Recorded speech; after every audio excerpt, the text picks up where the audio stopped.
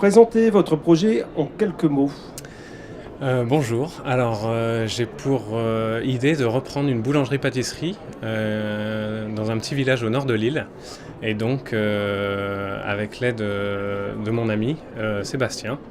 Et donc, c'est la boulangerie de son frère qui part en retraite l'année prochaine. Donc voilà, il y a une place à prendre et des entrepreneurs qui arrivent. Quel sera votre type de clientèle et comment pensez-vous vous faire connaître? Alors, la clientèle sera la clientèle du village. Donc, c'est un village de 5000 habitants. Avec des gens plus ou moins aisés, on va dire plutôt aisés par rapport au village environnant. Et pour nous faire connaître, nous pensons déjà refaire la façade, parce qu'actuellement, il est écrit nulle part que c'est une boulangerie-pâtisserie. Donc, et puis donner des flyers un petit peu partout, et puis créer un petit buzz, on va dire, entre Facebook et Internet. Qui sont vos concurrents et qu'est-ce qui vous différencie d'eux? Alors nos concurrents sont au nombre de 3.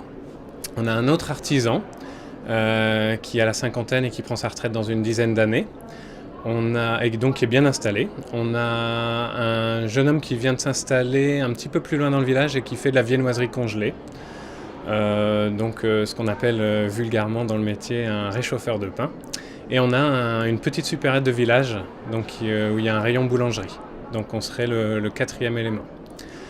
Comment se différencier d'eux? Eh bien, c'est simple, on a regardé un petit peu les produits qu'ils proposaient, les tarifs qu'ils proposaient, et donc on essaierait de se situer dans la branche supérieure des 4, enfin dans la partie supérieure des 4, en faisant des produits de très grande qualité.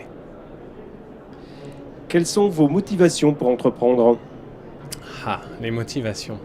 Alors elles sont d'abord d'ordre familial. On vient tous les deux avec mon futur associé de familles d'entrepreneurs, de familles d'artisans ou d'agriculteurs pour mon côté. Donc une envie vraiment d'être comme dans la famille, c'est-à-dire indépendant, libre, pour certains aspects en tout cas. Et puis une certaine qualité de vie, c'est-à-dire ne pas travailler pour, ne pas avoir des ordres à respecter, etc. Et puis un train de vie peut-être aussi. Pourquoi pensez-vous être le gagnant de ce concours? Alors parce que il faut absolument bien se faire entraîner, entraîner et suivre, bien se faire accompagner. Et je pense qu'avec Serre France, on a absolument tous les outils et tous les atouts qu'il faut pour pouvoir gagner ce concours.